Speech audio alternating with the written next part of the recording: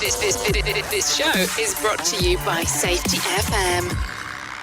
What's up, people? Welcome back to Rebranding Safety. This week we're talking all about taking risk management practices and bringing them into safety. Can you remember that time I spoke about an article in IIRSM and I said how this is essentially how you do mature risk management, and put it into safety?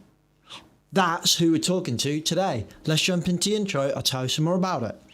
The problem in safety isn't deviation, it's complexity. Health and safety has gone mad. Health and safety is trying to unpick having gone mad in the past. There's no one solution and one problem. The problem is that we are looking for one solution. Does the structure of the team allow them to flourish? Feel safe enough to be uncomfortable. The environment defines our behaviours. People aren't the problem, they're the solution. Rebranding Safety, crushing the stereotype. Brought to you by Risk Fluent. What's up, people? Welcome back to Rebranding Safety. Rebranding Safety is a YouTube channel and podcast doing exactly what it says on the tin. We are trying to rebrand safety. So if you're new here, hit that subscribe button and the bell and the follow, or whatever the magical algorithm button is on whatever platform you are listening / watching on. My name is James MacPherson, the MD and lead consultant at Risk Fluent, the company that brings you rebranding safety. So today we are talking to the gentleman that wrote the article that I reflected on or commented on a few months back on rebranding safety. So it was a IIRSM article who today's guest writes for On the Reg. And he was talking all about kind of like using pestle and risk registers, and it was all like proper mature risk management language. It was like the risk management world, but utilized for safety, which I loved. And I was like, this is juicy. So I spoke about it on the podcast, and then I dropped him a message and on LinkedIn and said, do you want to come on the podcast, talk some more? Eventually we got a call to have a conversation about it, and eventually we got a call where we pressed record. So today's guest is the one and only writer, consultant, just safety extraordinaire, I suppose, Stephen Harris. So Steve, welcome to the podcast, mate. Thank you very much for coming on. Oh, it's my pleasure, James.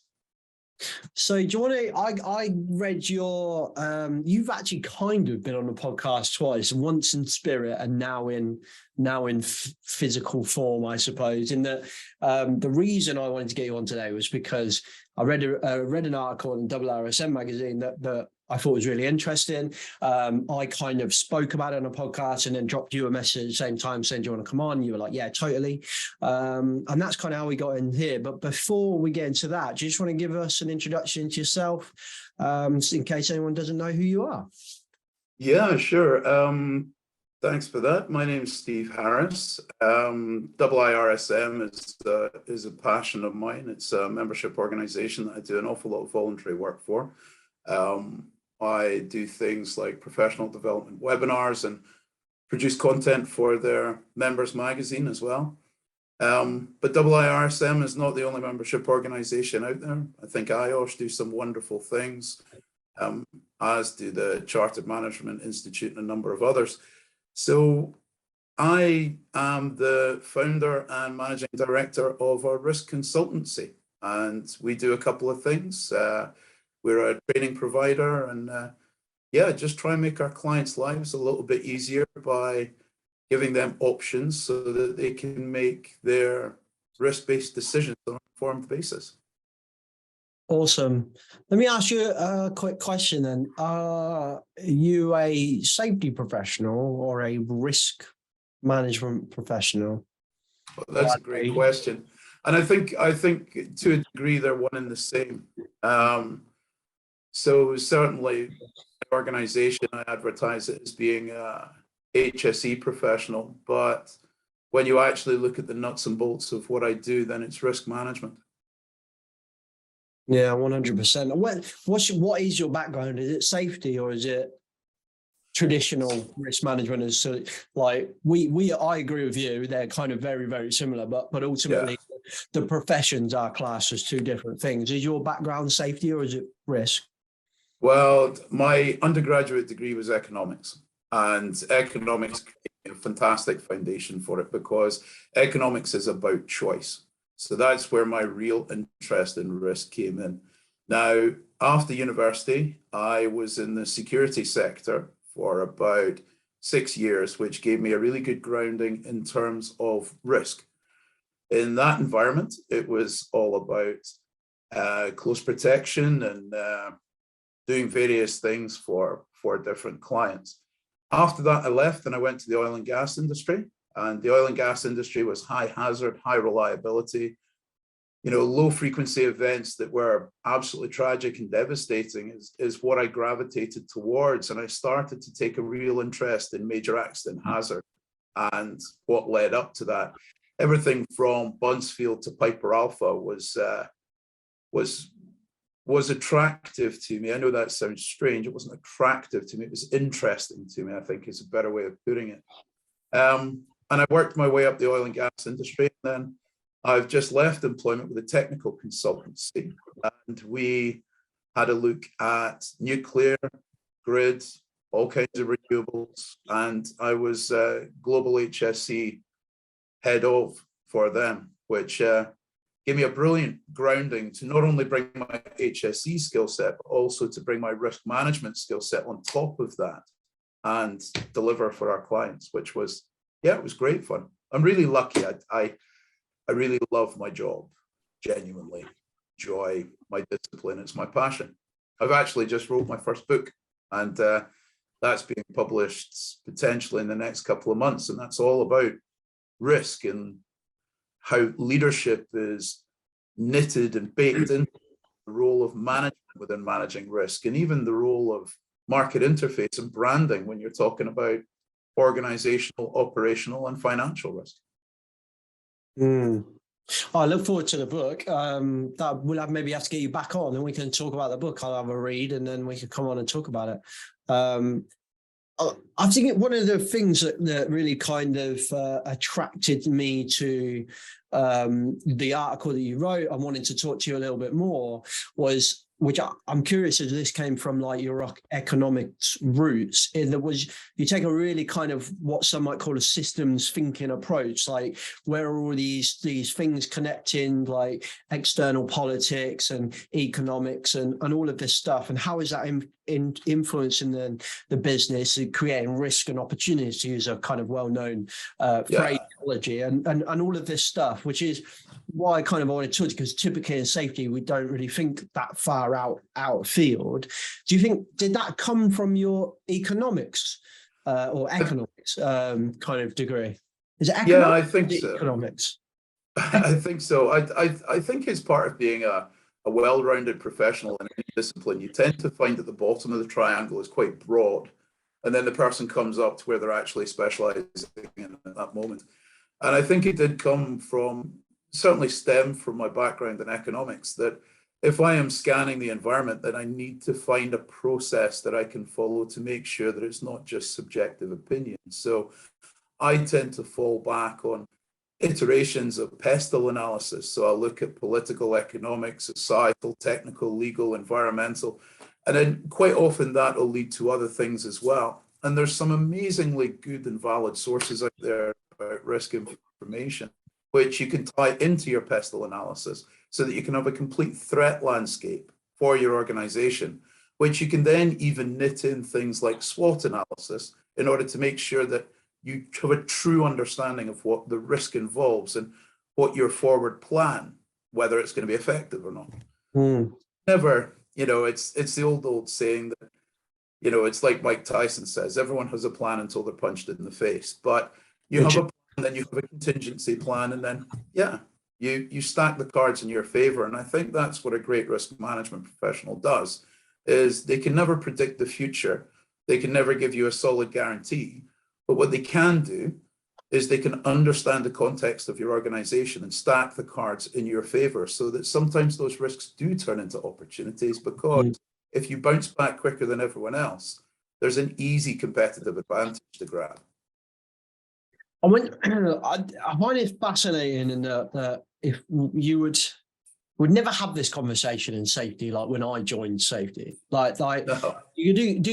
let's just take a NEBOSH as an example, but really any kind of entry level qualification into safety, they're not talking about PESTEL and SWOT and all of. They might touch on it to say, here's another example, but typically we are quite insular, and that this is the way that safety does things, and so on. But in intro, I don't know if you've had a chance to go through it, but interestingly, ISO 45001 does seem to be starting to have a different, it's getting a bit of an insight into their language, and it's feeding into, I can't remember the number, but their other standard on risk management, and which is much more broader as an organization, looking at organizational risk management. But they use phraseology like understanding the context of the organization, which actually is a really key part of 45001, which is a really quite nice and refreshing kind of insight into maybe potentially the future of safety. I mean, in your opinion, as someone who's quite good at this, are we getting better at this? I think we are, yeah. And when I started in the offshore industry, which was 17 years ago, you could substitute the phrase safety with the commercialization of failure. People would look at failure events and say, right, what do we believe happened in the causation path to that failure event? Can we stop that? Okay, and here's a completely reactive approach. And that's what a safety professional would be. They would be totally reactive and totally dictatorial as well. It was an autocratic trade. It wasn't an engagement trade. It wasn't a leading trade. It wasn't an influencing trade. It was a reactive clipboard trade. Now, we've come on so far from that to the balance scorecard that then is also overlaid with time-bound durations of when something happened, when something should happen, what are the recognition of the anomalies that could lead to whatever we're talking about. But also it's time to take that step further as well. It's time to not just look at our micro environment, but to look at the macro environment and the influence of that. Because looking at the micro environment is such a tiny aspect of what we do. It's like somebody, going onto a football pitch and saying, well, the environment doesn't affect me, I just play my game. Well, no, you don't at all. You've got the crowd, you've got the stadium, you've got the pitch, you've got the players. You play a finite game against your opposition. And that's what that wider environmental scanning does. It gives us the complete picture, which I think is absolutely essential. I don't know about industry, so I've always specialized in high hazard, high reliability industries, but we are shockingly bad at sharing information. So I would, I sit down in my membership bodies and I say, what's your name? Tom, where are you from? I'm from the aviation industry. And I'll say, oh, I'm nuclear, I'm oil and gas. And we'll look at each other and our eyes will be wide open and we'll sit there and just be brilliant. Right, let's talk for hours and let's exchange loads of information, and that's great. But there's no actual big forums that you can do that at that are actively doing that and doing it very well. And fundamentally, it's like Judith Hackett said back in the day, we don't invent new ways of hurting people. We're doing the same thing again and again. And it's the same thing in each industry as well. So I guess what I'm trying to do when I'm looking at the entire picture is, with that context in mind, I'm trying to look at everything that could potentially encroach on my operation, raise the risk level, and take action against it, but certainly consider it, because at the end of the day, everything is always going to be a lark. Every single action and work has a risk involved. It's just about the prioritization of what is actually, going to impact us, so to speak. There's loads you said there that I want to touch on, so I'm just getting my no problem. You're kind of so much I want to touch on, but I'm just trying to prioritize here as to which way we go first, and then trying to how we can work kind of flow them. What do they call it in radio? Links, don't they? interestingly, there was a real insight for me. I remember the line from Dame Judith Packer, and she, we don't invent new ways of hurting people. And it's always kind of been in the back of my head. But Colin Nottage, who also runs another podcast, and I talk to him a lot. We do loads together, and he's kind of become a bit of a geek in construction dust, and he's quite passionate about it. Does a lot of work in that space, and really started to specialise in it. And really interestingly, he said to me, well, to be honest, James, the Egyptians knew about the risk of silica. And I was like, you what? And he was like, there's evidence in like archaeology where Egyptians had acknowledged that the people building the pyramids and cutting down the stone were struggling to breathe, were showing some symptoms of what we now will call kind of silicosis or whatever it's called. So they put mitigations in place in that you're only allowed to work a certain amount of time. You were rotated off the job and stuff. I was like, wow, that's amazing, right? And I thought that was fascinating. And then that kind of gave me another insight into our profession, where I was like, you know what, when we did all this big drive on construction dust, which started maybe like 5 or 6 years ago, maybe not that long ago, it felt like it was a new risk. It felt like it was a new hazard. The narrative around it was like, oh my God, we didn't know about this. This has all come to light, when actually the frickin' Egyptians knew about it.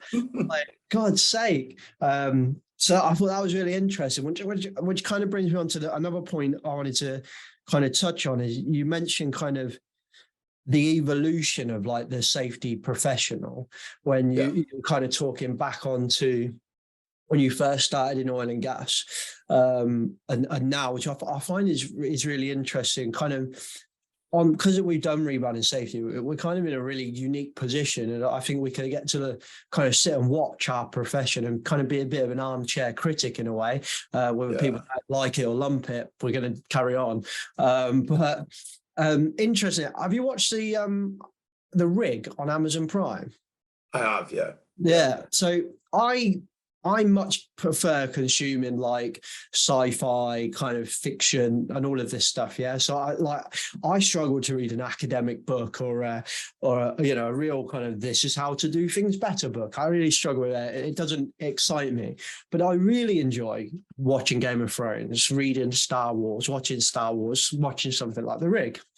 And what I do find is that they're just an exaggerated version of reality. So there's so much I think we can take on, how to run a business. You can learn that from the Lannisters and the Starks in Game of Thrones. I think there's loads you can learn from leadership and things like that in those kind of families and those fictional based examples. And I'm going to come to my point in a minute, because on the Rig, there is a person on there. I won't spoil what happens to him, but he's the head of safety. He's referred to as the head of safety on the Rig several times.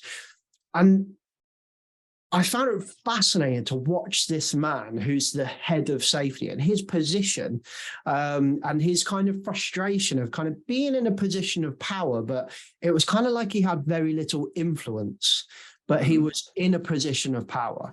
And it was that there's a scene where he finds out that there's something big on the Rig that he didn't know about, but the boss on the Rig knew about. And he's really frustrated by it. And I'm watching this scene literally last night, and I'm like, I've been in that position where I'm just really pissed off that I didn't know about something. And I know so many other safety professionals that ring me up or message me on LinkedIn or WhatsApp me or whatever, and they're just bitching and moaning about, why am I always the last to know? And that's an age-old problem. So my question is, have we matured? Have we matured? Like, because that's a problem I had 10 years ago when I got into safety. Well, the issue is that there is no real benchmark within safety to define competence. You go to IIRSM, I mentioned them earlier, and you go through the different stages with them, and what you're doing is you're supplying evidence to fulfill a certain goal, and it's the same with IOSH as well. And I really admire what they've done with the new blueprint. I really do. I've been through it myself, and I've read through it. I'm very interested in it. I think it might be a little bit high level for an awful lot of people in our profession. You know, not everyone speaks to the board every day in the way the blueprint kind of points towards, but it is definitely a step in the right direction. Definitely a step in the right direction. But when you're asking, you know, have we evolved? There really is no we, because in a similar position to the chap on the oil rig, I perhaps know somewhere between 40 to 50 people that do his exact job, and they are in a range and a spectrum of competence like you just wouldn't believe. And each of them has comfort zones. Some of them might be completion, some of them might be drilling and workovers, some of them might be different things, but there is no kind of benchmark. So have we evolved? I don't think we actually know who we are before we can evolve. But the interesting thing, certainly with offshore life, is that the best of the best are seen as solutions providers. So I'm not by any means saying that I'm the best of the best, but I used to have people who used to come and search me out in the rig to involve me in operations and turn around and say, how can we do this better? How can we do it quicker? Is what they used to say, to which I'd always kind of roll my eyes and say, no, it's not about quickness, it's about efficiency. So there's something called technical limit. And technical limit is when you have everything just turning and burning absolutely perfectly, but you're also on the cusp of it going wrong. So it's how to keep it so that the risk is acceptable, that it's going right, but you've optimized every single part. And that's what operations people love. That's why they used to come to me. If I walked around the rig and said, tell you what, I had a behavioral-based observation card that told me that your cosh locker was left open for half an hour last Tuesday, then immediately the shutters had come down. They'd look at me as if he's not on the team. He doesn't understand the wider context. And I think that's so important as well. And that is something that IIRSM do very well, is they signpost to the safety professional that part of your job is to understand the wider context so that you can weave safety into that as an enabler and not as a challenge, not as a roadblock. It's there so that the organization can progress, because ultimately, without the organization, we don't have the luxury of safety, which is where the alert conversation comes in, that balance of the hazard burden with costs, and then trying to recognize where the diminishing returns comes in. And you're saying that the blueprint does that very well now. The blueprint, yeah, there's I mean, it was a little while ago, that not that long ago, but I do remember it consistently saying that you have to understand the wider context of the organization so that you can then understand what your interested parties and stakeholders are looking to achieve. And once you have that understanding, then you can align the safety objectives with it. Now, when I say align the safety objectives with it, it's almost like safety is an afterthought. I'm not saying that, although in the real world, it quite often is. But it's better to have 50% of something than 100% of nothing. So align your safety objectives with the organizational objectives, and you're going to have at least 50, 60, 70, 80% of something, rather than the shutters going down and people saying, is that safety guy coming again? Oof, wonder what he's going to say.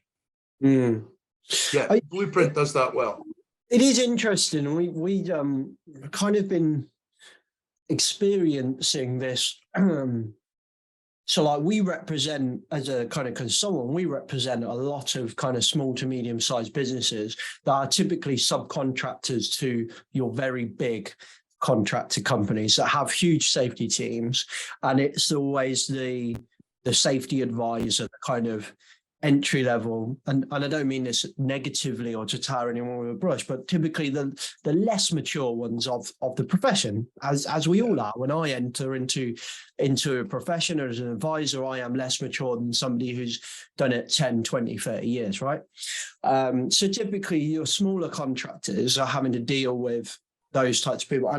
And interestingly, one of our customers had a situation where the safety advisor kind of just said, stop the job. You're not allowed on site. And just literally, so my phone just went mad. And I'm like, why have we stopped the job? Oh, because there's risk of inhaling this biological hazard. So I'm like, right, okay, so it must be dusty as shit then. And I know there's no dust. I'm like, right, okay, that's interesting. So what are you inhaling? What's the risk? And it was like guano, basically. It was like bird shit. And I was like, you can't die from a bad smell, otherwise we'd all be dead every time we farted, right? There's got to be generating dust. So we had this kind of conversation, and I remember having a conversation with one person and a customer who was quite frustrated that this advisor had kind of stopped it, and then it would kind of help and say, oh man, it was frustrating, but like I remember me being in that position as an advisor and just kind of saying my job is to make sure nothing happens dangerous. So kind of stopped. And there is this fine line now between, like, it very much, again, bringing back to how I think about things in a film or even in a sport, right? If you live in Scotland, you must be a rugby fan, surely. Massively. Obviously. So I don't know how much you know about English Premiership, but like think back to like Danny Cipriani, right? As a fly half, do you know Danny Cipriani? I do.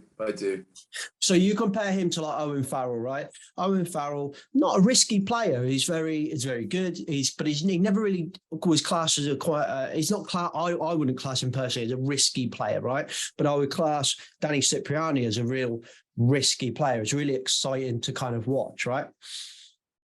Danny Cipriani takes these crazy risks, and you're one try down with 3 minutes to go and you score and you win the game, he's a hero. If Danny does something crazy and doesn't, and the opposition score one more try and you lose the game, Danny's a villain. I find safety professionals very much in that same position, in that there is a lot on an advisor, an entry-level person to decide whether a job is stoppable or not stoppable. And if they don't stop the job without considering, and there is a lot to consider, this is my point about the organizational content, there's so much to think about. This advisor had gone in and kind of stopped the job, and it did create so much frustration throughout the day.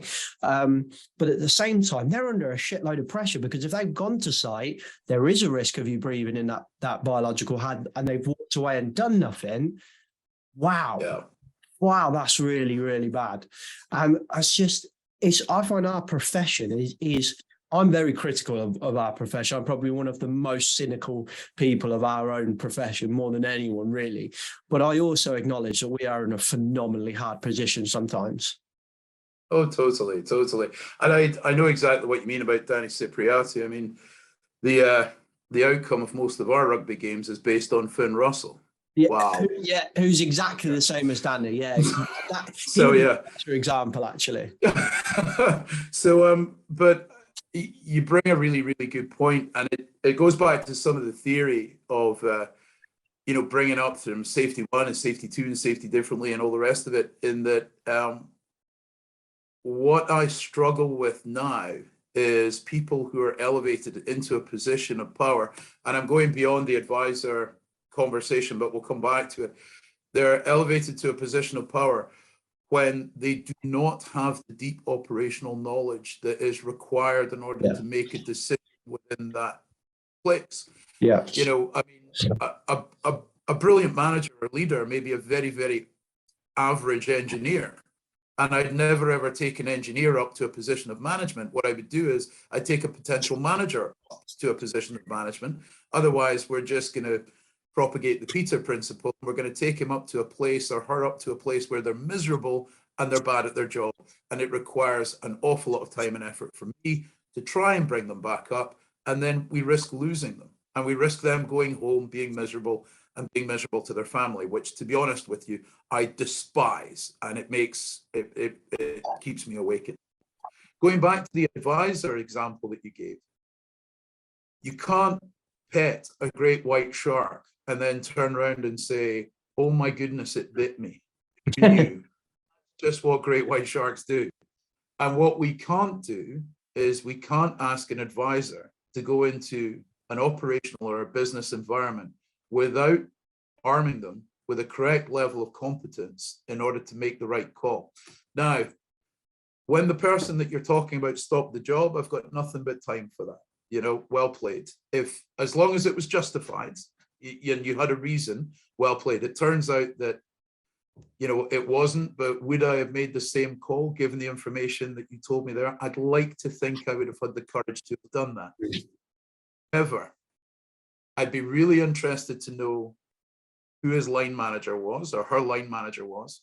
What was the competence profile of that advisor, and what instruction had they been given to contact a buddy or a mentor or a coach if they were coming up against a scenario that they weren't 100% sure of.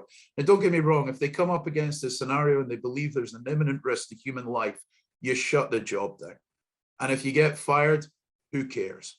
Because as a profession, we are there to save lives. That's ultimately what we're here to do. But we've got to start arming these people with a correct level of competence so that they can make that call. You can't get away from it, that sometimes you have to do your time and swing the sledgehammer before you can get to a position where you can tell people how to swing a sledgehammer. And you can't be competent unless you're experienced, and you can't be experienced without experience. Yeah. Within that environment as well, there should be an element of psychological safety, but not to the degree that it starts to become a drain on the efficiency of the company. So it's a leadership issue. To me, what you're describing there is a management issue in terms of competence, and a leadership issue in terms of sending someone out the trenches when really they should be in there with their Kevlar on and asking their buddy, "You're running a Z, do you? Why do you do that?" But additionally, like, to coming back to there's another shitload of notes of stuff that you just mentioned in there that I want to talk about. So interestingly, the way that so this is a construction-based customer. So the way that the construction industry is set up, that advisor is now not assessing or stopping or talking to or engaging with employees that they can also have lunch with. Like, if we were to use the guy in the rig as an example, yes, he's the head of safety, but he's the head of safety of that rig that he also lives on and lives with the people and builds a relationship with these people. That doesn't exist the way that we've set up the construction industry in the UK, particularly. It's probably the same around the world, but in the UK, it's subby, all the way down to the last subby. So everyone is a different business. And typically the person that you might be talking to might actually be the business owner that frankly is worried about a hell of a lot of other stuff. And now this safety advisor turns up and they're having to talk to people and potentially stop the job of another business. It's crazy. It is. And it's interesting the way that, when you're talking about a fractured kind of industry, I always have a look at the way the higher levels, so the way that potentially legislation can bring us together. And even if we take a subsection of the two in 1974 Act, you look at section 2, subsection 2, and it talks about that you have to give suitable and sufficient information, instruction, supervision, and training in order to bring that risk down to as low as relatively practicable. And the wider concept as well, which does include contractors on there as well, in that duty holder's premises. Then we either do it for legal, economic, or moral gain. That's our three parameters of any decision that should be taken. And if the legal parameter is being ignored, which it sounds like it could potentially be ignored in that multi-contractor environment where everything's very noisy, then I would start to question the role of the regulator and say, come in and give us a hand here. Your job is not necessarily punitive. You're in a goals setting legislative regime. So help us out with the goals, point us in the right direction. You don't have to tell us how to do it, because they never will, because that would make them vicariously liable. But can you come in and remind us about the law, about where we're meant to be going? Yes, we can, because what I don't want to do is, I don't want to have to pick up a copy of SHP online and start reminding everyone about the prosecutions that have been done this month, because that is not the way to motivate a site.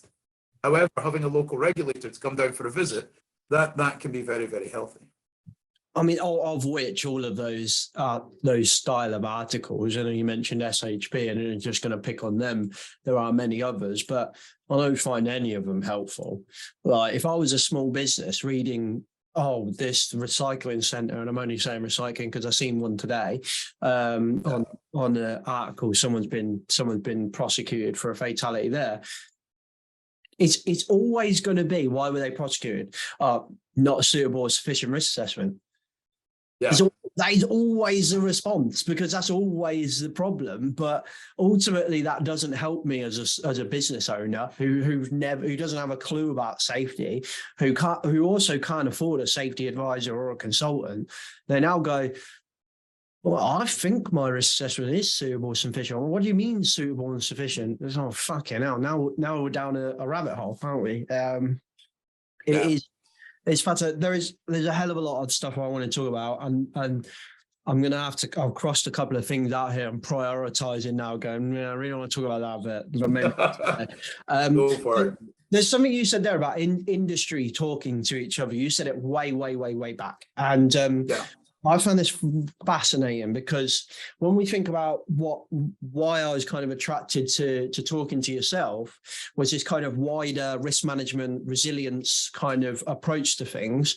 And that's perfect lighting, that is, mate. I can see you really nicely now. And, Thank you. So your kind of stance on it is kind of very much aligned to kind of resilience engineering, wider risk management understandings, and what you kind of said about industries not talking to each other was a real insight for me when I was previously the head of safety for a trade association.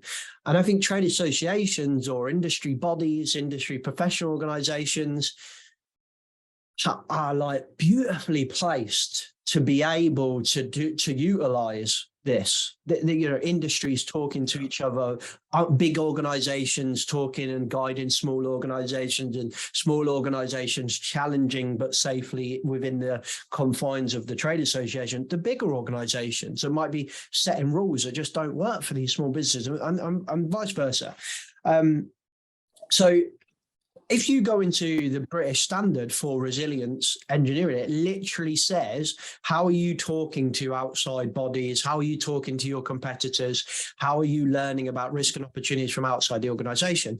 So I kind of did some work where I was like, look, we are beautifully placed to really lead the way on showing how a trade association can really utilize better risk management, resilience engineering, whatever you want to call it, within an organization.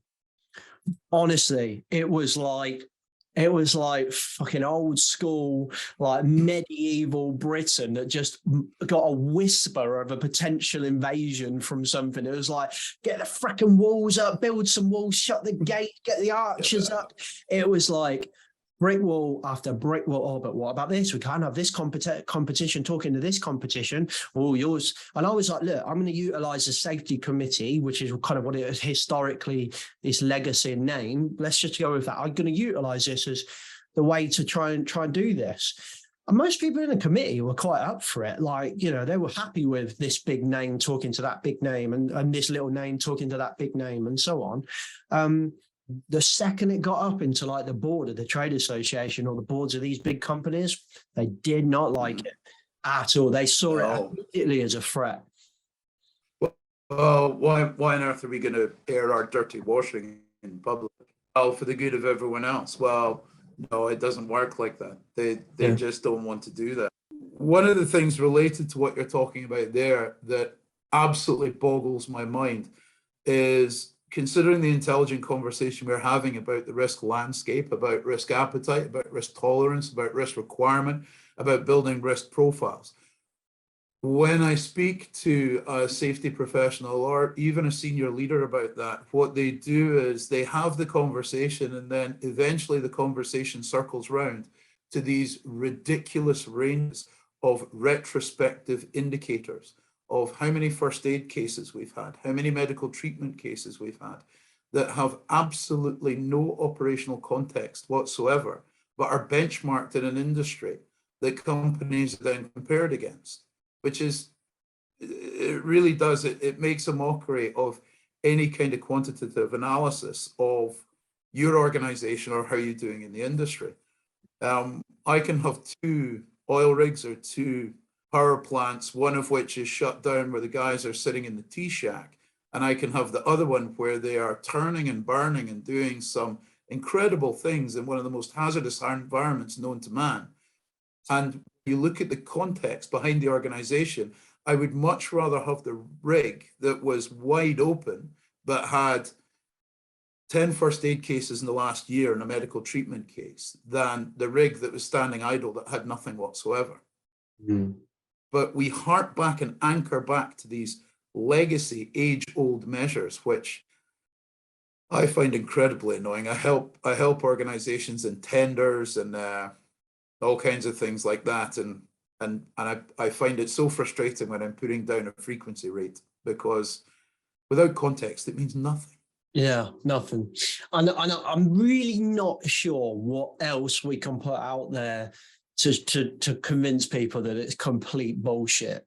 Like, I'm really not sure. Like, we literally had an oil rig blow up whilst it was getting an award for safety. Like, okay, we don't quite believe that. We're still going to stick with these safety awards and the incident rates. Okay, right. Well, fuck me. I'm not sure what else we can do other than kill a few people and do the biggest oil spill in the freaking history of man. But okay, let's try something else. Let's throw a bit of academia in there. Scientists, can you work out? Give us some evidence that this doesn't work. Oh yeah, of course you can. Here's one. Here's one. Here's one. Here's one. Yeah. Still going to do it. Still going to do it. It's like, fuck me. Cognitive dissonance definition. Here we are. And I think it's really interesting as well. I did as you know, we're both advocates of LinkedIn, and I think it's a fantastic platform. I really do. Oh, I'm on the fence, Steve, if I'm honest. I'm on the fence. I think it's quickly becoming one of the most toxic platforms out there, if I'm honest. But yeah. Well, yeah, I was going to say it's a great platform as long as you control your connections and what you can see in your thread. So when you're a reliable network, it's great. Otherwise, it's just an extended Facebook. But managed in the right way, it's pretty good. And I put a post out there about zero harm and the philosophy behind that. And honestly, I got so many people see it. Yeah, coming back saying, oh, well, you know, there's, first of all, they anchored to the word zero and said, well, it's never going to be zero, is it? And well, no, it's not. And what's the definition of harm? And I was kind of sitting there reading these reactions thinking, you're kind of missing the messaging here. So I need you to think a little bit higher. So it's an aspiration for zero harm. It's like saying to someone, be perfect. Well, no problem at all. I'll do my very best. So what? Sorry, just I didn't see your post. So to get some context there, was your post in support or? My post was in support with a caveat. So my post was in support of the aspiration of zero harm, and the post that the post that had inspired me to post was saying that zero harm was terrible because it inspired reporting, and I agree completely. However, you don't eradicate the symptom, you tackle the problem. So zero harm is the symptom. The problem is that you have an organization that doesn't support it. So you look back within the culture of the organization, and that's what you attack. You don't rub out the symptoms until you can't see the illness anymore and say the illness isn't there. You attack the illness. So you create an organization where zero harm is supported. I have been in organizations where zero harm is supported. I've been in organizations where people turn around and say, you know what? Failure is a step on our road to getting better. Today, I had an incident. I've got no problem at all in reporting it. Let's examine it. Let's learn from it. And as long as you take that just approach, that HSG 48, where you talk about errors and you talk about violations, you break it down to rule-based and you break it down to knowledge-based, so that you know that if you have someone who is purposely doing wrong, they're going to be dealt with in a way. But if you have somebody who was doing their best and it didn't quite go right, then you have the opportunity to turn whatever culture that you have at that moment into a growth, high-performing learning organization. But it doesn't look good on the tenders. So it does, for another couple of reasons as well, influence poor reporting. You look like you're deep in thought there, James. I am, because of my relationship with Zero is one of which I'm very rarely sit on the fence, but when it comes to Zero, I'm not on the fence, but I'm definitely from one side to the other so much I think I've got splinters in my ass. I struggle with it. Yeah, and I think what perhaps happens an awful lot of the time is people take it too literally. Like I say, it is aspirational aim. What do we want to do here? We don't want to hurt anyone. All right, cool. But can we all gel behind that goal? We don't want to hurt anyone. Yes. Is the legislative framework in the UK made that way? No, it's not. It's made on an assumption that you can only ever drive risk as low as reasonably practicable. So there's always going to be risk. There's always going to be harm. Unfortunately, I would hate there not to be. But again, it's that quantum of risk with a cost that, you know, sometimes we get our appetite and our tolerance wrong and people get hurt. But sorry, carry on. Can we aspire not to hurt anyone? Of course, what a wonderful culture to be in. But what is harm? You know, what is harm? What's the negative part of employment? And are we ever going to hit zero? Of course not. Are we ever going to be perfect? Of course not. Can we aim for perfection? Yes, we certainly can. So there's a few things that I don't mind it as an aspiration. Would I ever tell a company to go for it and start using that as comms, like as part of, you know, like a principle in the organization? Out of nowhere, no, I wouldn't push it. But if it came up in conversation, we were discussing it, I would say, as an aspiration, I don't mind it.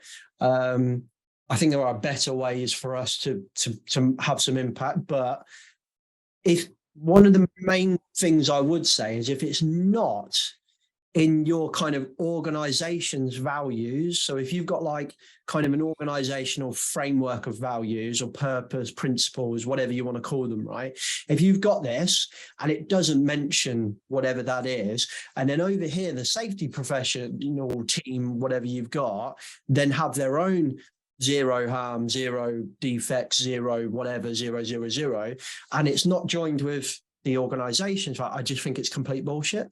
So if you, and again, I'm cautious of that because most values I see in companies are also bullshit. They're just words that we've Googled that sound fancy and we put them on a mug. But I just think you can't have it like, you can't have an organization set as value being like, we want to make a product that changes the world, and we want to be, you know, the biggest competitor in the market, and we want to be good on ESG and all of this, and that's it. And that's what leads the boardroom, because typically boards are okay if you've got a good set of values. They're okay at using those to help define how they move forward. And then the safety team, who typically are rarely on the board, then say we're aspiring to zero harm. It's not connecting to whether the decisions are made. That's one of my biggest problems with it. The second problem I have with it is that I kind of argue myself out of this one, in that sometimes I find aspirations a little bit exhausting. Like, that's kind of like saying London Irish are going to win the Premiership every year when they never do, because they just get all their good players stolen off of them or whatever. It's kind of like, I feel like for the shop floor, it must feel, well, I actually had working with a company that have these plastered everywhere, and we're doing this kind of big, there's a few consultants involved in the project, and we're doing this big kind of project on culture and behavior and stuff like this. And and we ended up having a conversation about zero. We've had a conversation about zero several times, but with one guy who works in quality where they also have zero defects. And I said, now you brought it up, like, what's your opinion on it? He said, I think it's good as an aspiration. I was like, okay, that's interesting. So you think it's helpful? I do think it's helpful. And he kind of went down that route, and I was like, okay. But then he started talking about essentially how exhausting it is, because he feels like his department, the quality department, were really trying to push this zero defects where the company just wasn't really backing it, which comes back to your point. If the company's not backing it, it's just exhausting. But then to argue myself out of that, to use that London Irish example, where would London Irish be if they didn't just constantly keep battling to get back in the Premiership? It is like, without aspiration, we're nothing. It's kind of like the hope conversation, isn't it? And then, but then to constantly get battened down, I feel like it would be exhausting. So I don't think there is a right or wrong answer. And you know, I don't think there is either. Depending, it's again, it's operationally contextual, isn't it? But you know, if you ask any of the lower level teams, where do they want to be? I want to be in the Premiership. I want to be the best of the best. I want to be up there. Okay, great. And you know, they can make metrics in order to measure their progress. What I would say with zero harm within the workplace is that it is, in a real world, it is unachievable. So can we attach failure, success criteria or metrics to it? No, we can't. No, because we're always going to fail. But can we base that to influence our collective personalities and attitudes? Can we base it to influence our safety culture? So what's the way we do things around here? Will we aspire not to hurt anyone? Well, yes, that's where it belongs. But can it be woven into policy to come down to objectives to then come down to metrics? Well, no, because every single business and every single industry and every single sector is different. But like I say, if we have, and it perhaps shouldn't be like this, but it is, the business on one side and then the culture on the other, as an influencer for culture, just try not to hurt anyone. We really, really don't. Just do your best not to hurt anyone. I think it's got value. Then it brings me seriously, back. and go on. And when we plaster posters all over the place, when we throw it in people's face, when we put it T-shirts and we put teddy bears on it that you take home to your family, and you start treating your workforce like children, then it's going to fall down. But if we have a conversation saying, I tell you what I'm going to do today, I'm going to take care of you, you take care of me, and I'm going to aspire to not hurting anyone. You do the same? Yeah, great, good. Just don't give me a frickin' T-shirt with it printed on.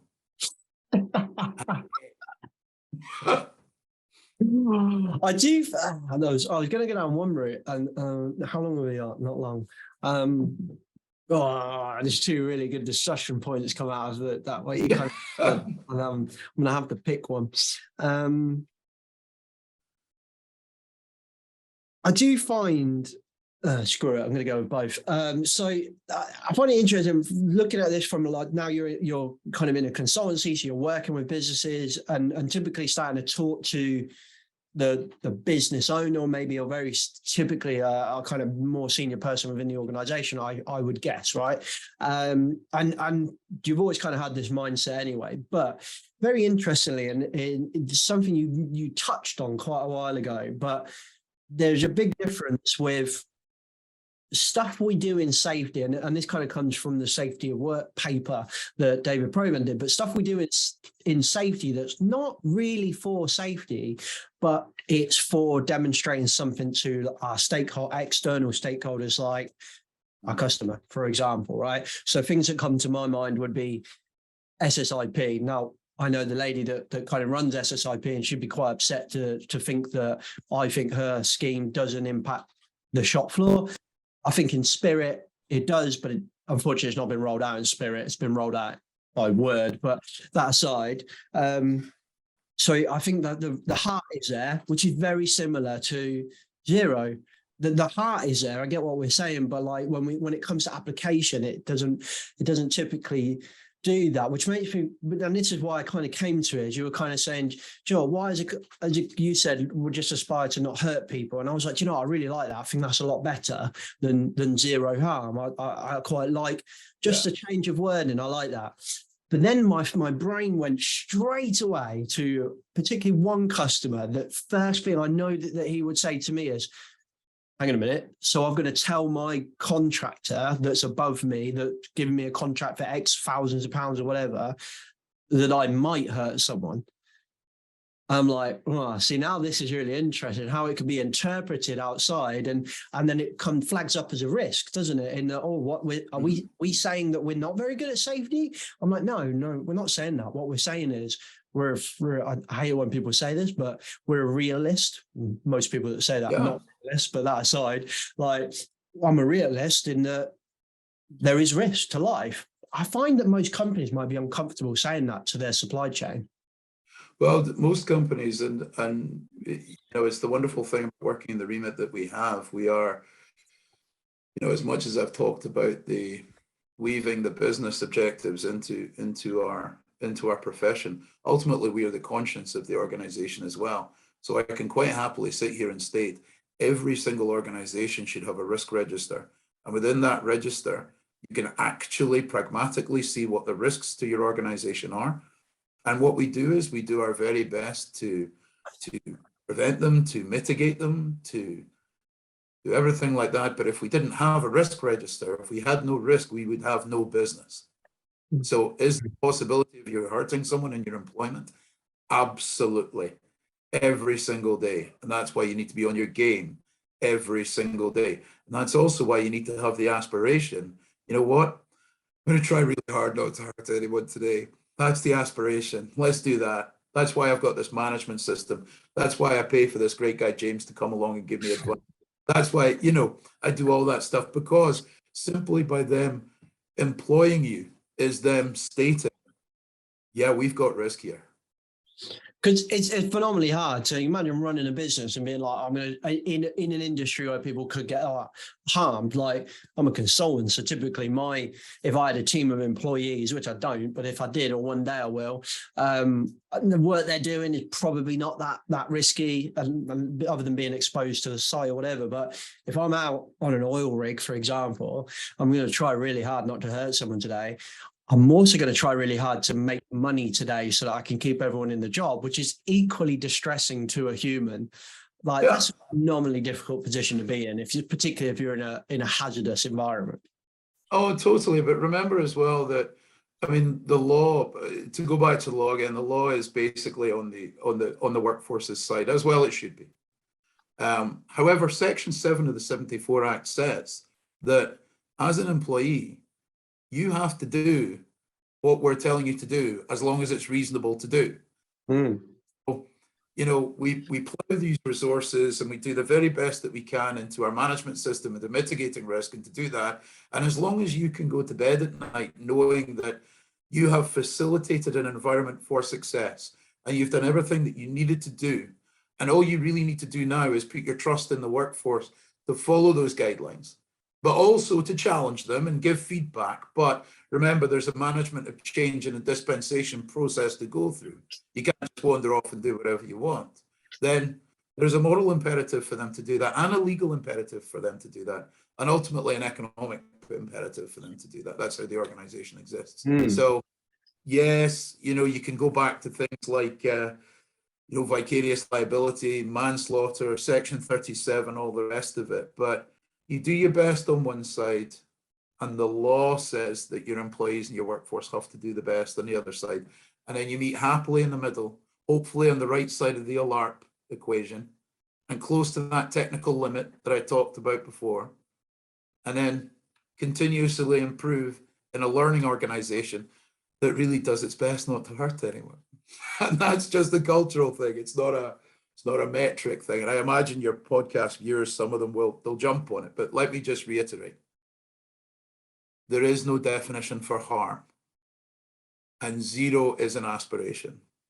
So please don't come at me hard saying, oh, that's terrible, that's awful.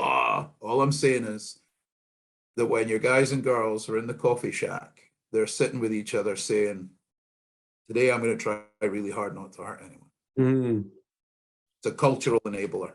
And typically when I find from our customer base, the customers that we have that work in high hazard environments, right? We've got a couple of customers that work at some serious height, like rope style work and all of that. And do you know what?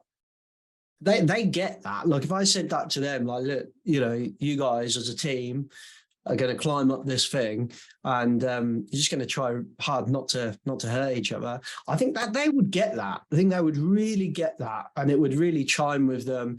And I find the work I do with them so much easier because they just get it. These guys just know that if something goes wrong, they're probably dead or at least seriously hurt. The smaller kind of normal work environments where these higher risk events going on are even further away on the likelihood kind of rating, so to speak, much harder to deal with. Much harder. I think it's because, you know, they say about when you're going off the war or you're going off, why are you there? Are you there to fight the enemy? No, never there to fight the enemy. I'm there for the man beside me and for what I left behind. That's why I'm there. And I think those for some oil, really, more than anything. Well, yeah, but I think to secure the dollar. But I think the high hazard industries get that. You know, they're there. They understand that safety is a team game. They understand that, you know, the label and exactly what you're doing just now, rebranding safety, which you're doing a great job. When you say the word safety, it's kind of like, oh, come on, you know, Darwin's at play here. I'm bright enough for this.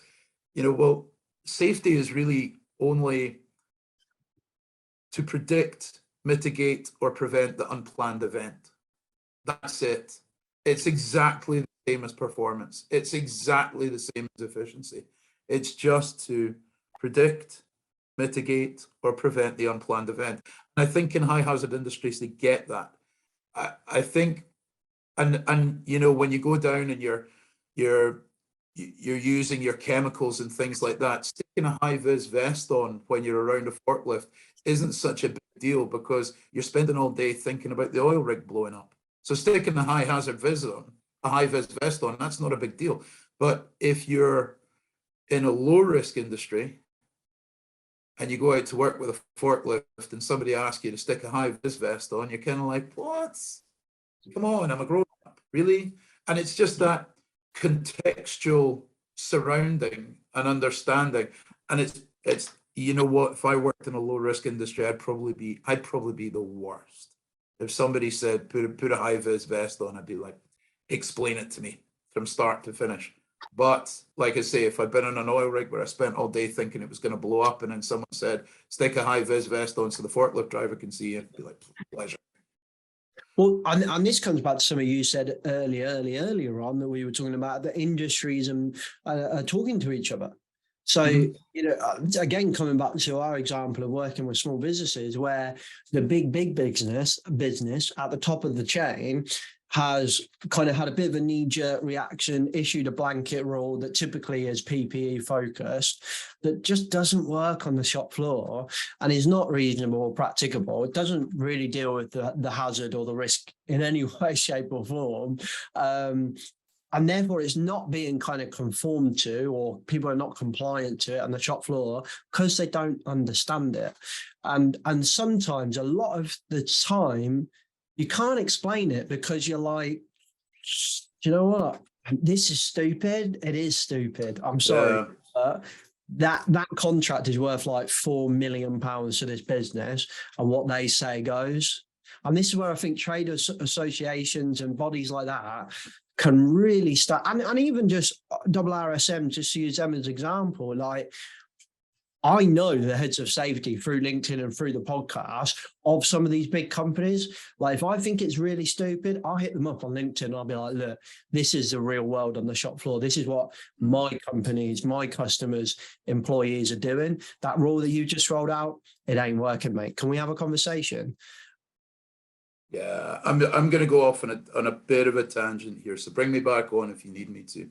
But it is tragic. So within the UK, as you know, last year's figures said that there was about 1.8 million days lost, and about 980, workers affected, but there's about 918,000 that was directly linked to anxiety, depression, and stress. And yes, the collection of those figures is a point of debate. However, when you look at industry and the way the industry is set up, the larger companies are able to bring in these incredibly great mental health awareness programs, and they don't do initiatives. They actually are able to change the management structure, going back to the HSE 6 pillars of a management system, and the Farmerson-Stevenson report where it all originated from. But it's the small to medium-sized enterprises where the vast majority of our workforce is, that can't afford to bring in these mental health programs, where there's an awful lot of suffering. And I think it's much the same in traditional safety, that the bigger organizations are able to sit there and put a competency program in with technical skills and with non-technical skills, and they're able to knit into their day the education of why it's necessary and all the rest. And then it trickles down to the small to medium enterprises as, no, you need to do this.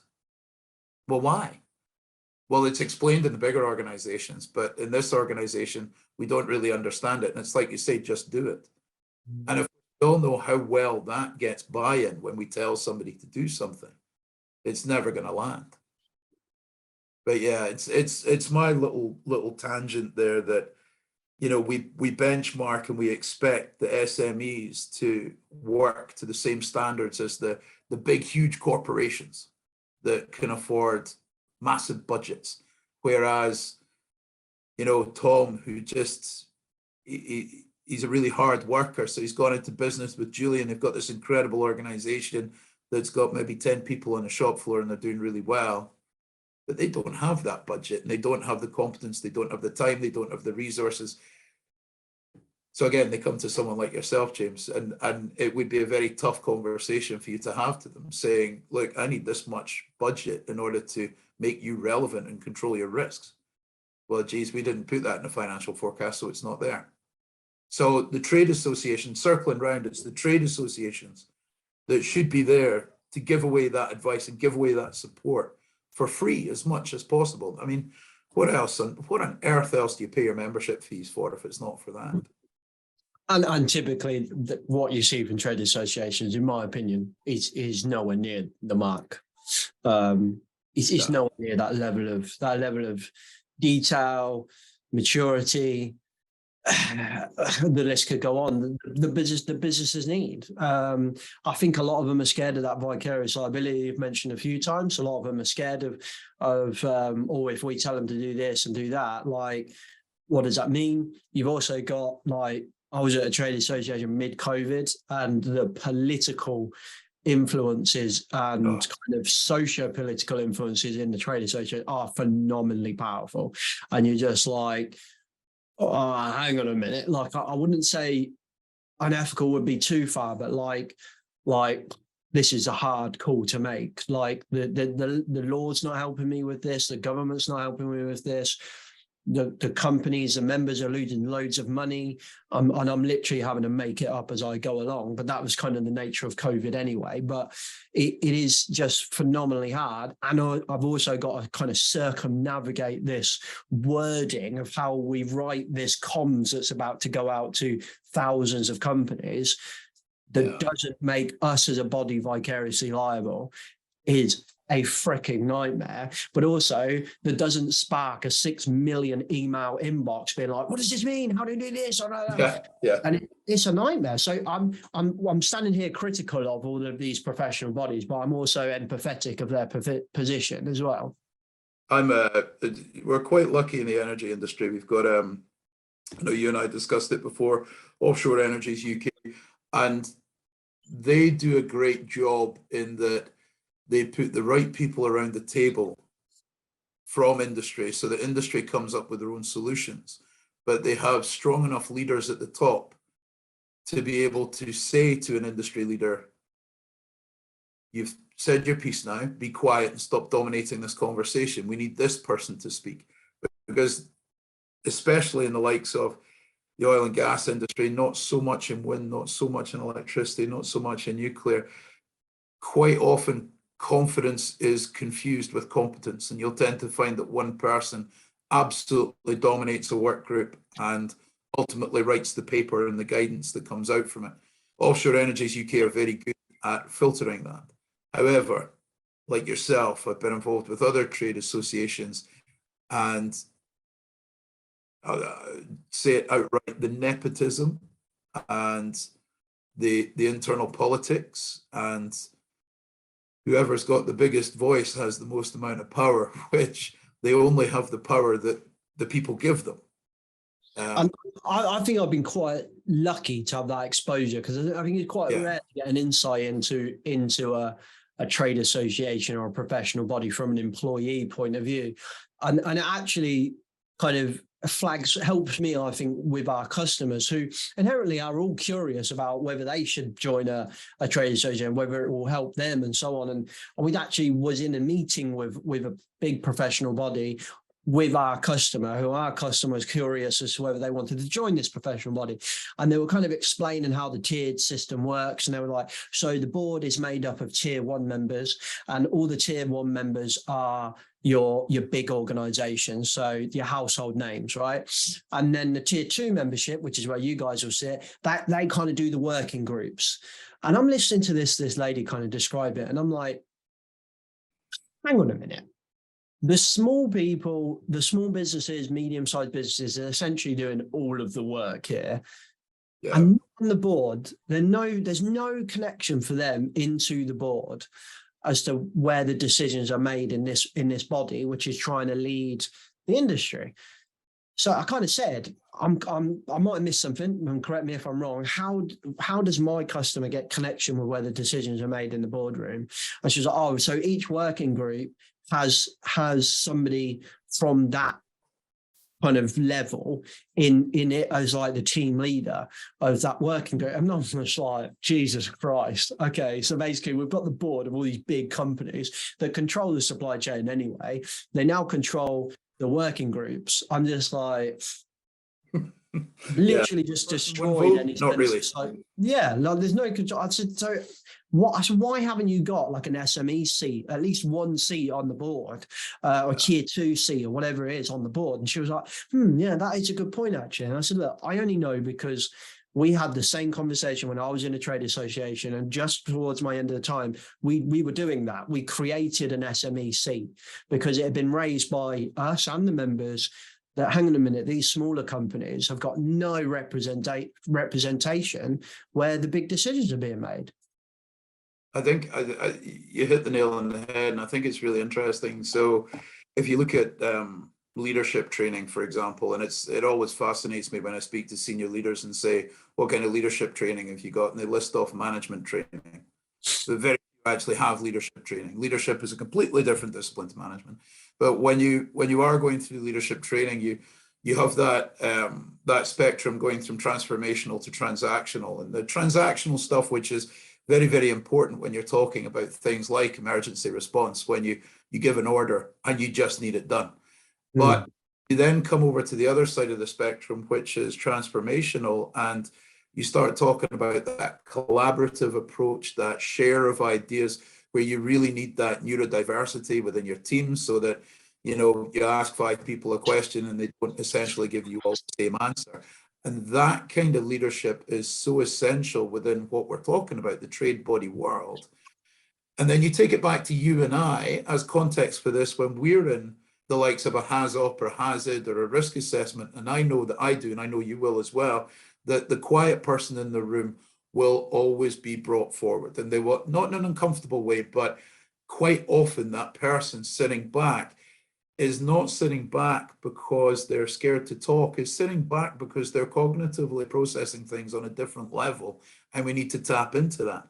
And I think these trade bodies that we're talking about just now, and other public bodies as well, need to understand the fact that some of the most talented people we have in the industry are the SMEs. In the same way as the organizations that I work for, some of the most talented people in those organizations are swinging sledgehammers on drill floors. and they have to access that and they have to bring it forward. And it's a failure in their leadership not to. And I feel we're using trade bodies as an example because both of us have connections or previous connections from, in my case, with trade bodies. But you look at IIRSM, you look at IIRSM, you look at most people that are leading the conversation of there, they all work for big brand companies. Brand companies. So we are very much the same of this. Now there'll be somebody listening to this who's like, oh no, I'm a volunteer at IIRSM and I work for a small business. So okay, yeah. There are obviously people in there. I don't take my word for as verbatim, but ultimately the big names of people that we see from big organized from IIRSM, or IIRSM that are kind of leading the way, they're from big named organizations, whether they're big consultancies, big oil and gas, big brands like, I don't know, like friggin' Tesco or something, whatever. They're all from big brands because ultimately, not just the economy, but also UK, but really safety as well. We are addicted to a big name like, oh, Vodafone. Oh, yeah. Oh, Vodafone. Oh, yeah, that's cool. Oh, BP. Wow, that's cool. Like Bob's, I don't know, Bob's Renewables. You know, we don't give a shit about Bob's Renewables. Who are you? And it's, to your point, they're the real work in the industry. So if you're the head of safety for Bob's Renewables, that's who I want to talk to, because Bob's Renewables, they're the ones that are actually climbing up these wind farms or putting the solar panels on the roof or whatever it is. And I think, again, I mean, I could literally talk to you all day, James, but I think, again, you've I was just thinking the same. I was looking at the clock. Yeah. Yeah. Okay, we got a rainy season.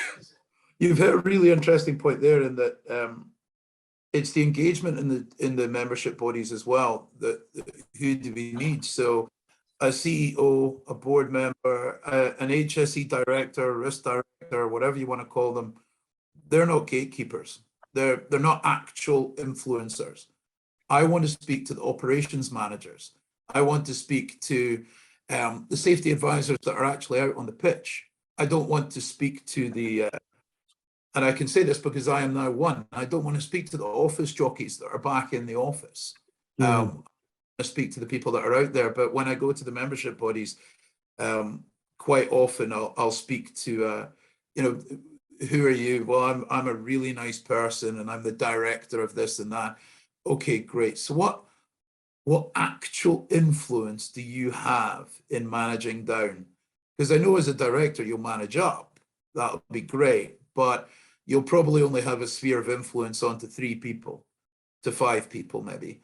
Who'll then manage down to another 3 to 5, who'll then manage down to another 3 to 5.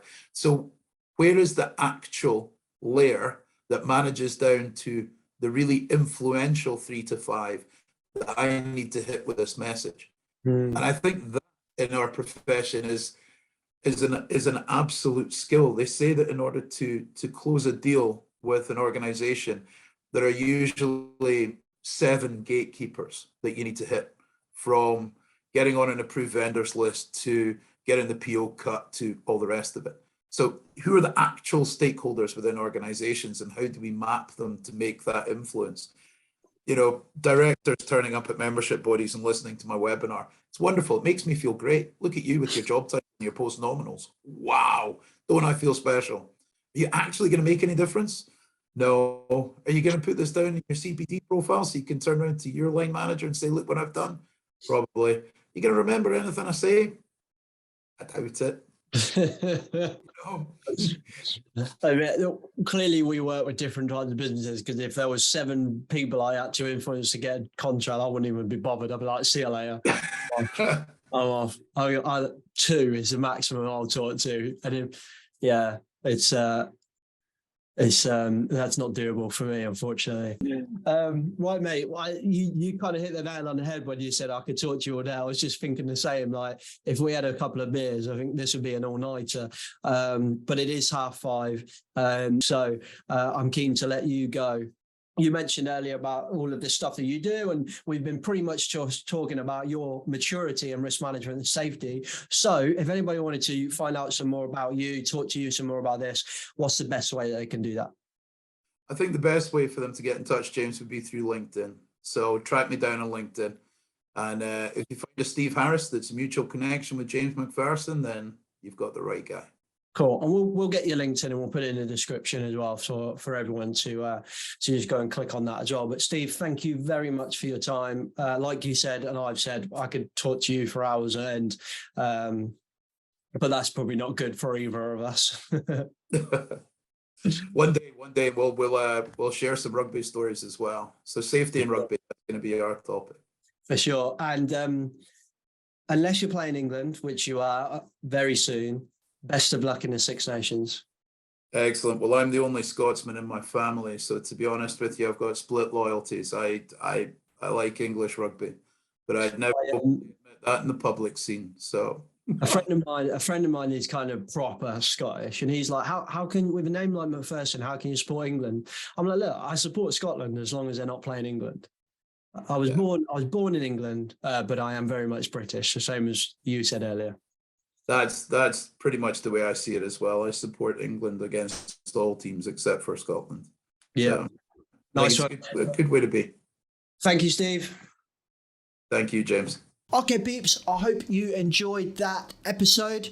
Don't forget, if you need any help or support with this stuff, check out riskfluentltd.com. That's riskfluentltd.com, or you can email me, james@riskfluentltd.com, because we do all of this shit. We help small, medium-sized businesses that don't have a safety team. We also work with a number of customers that are safety teams, and we help them kind of prioritize, we help them grow, we could do coaching, we do some project work for companies. So we literally work with mammoth, unbelievably big and complex organizations, all the way down to really, really small, simple operations. And it's all about kind of bringing this risk management ideology, this human-centered approach into safety. So if you need some help with that stuff, check out riskfluentltd.com. At the moment, we are mad busy with fire. It's gone mad, the fire world has, which is good. It needed a bit of a kick up the arse. So everyone seems to be finally getting fire assessments for their properties, so that's good. So if you need some help fire stuff as well, come and check us out. It'll either be me or one of our other amazing fire risk assessors that we have in the team. riskfluentltd.com. If you enjoyed this episode, think of one person you can share it with, or at least just hit subscribe. Otherwise, I'll catch you next week. Safe. The views and opinions expressed in this podcast are those of the host and its guest and do not necessarily reflect the position of the companies.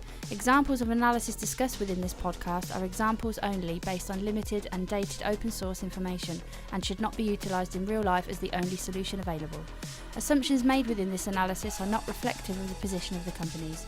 No part of this podcast may be reproduced, stored or transmitted in any form or by any means, mechanical, electronic or otherwise, without prior written permission from James MacPherson.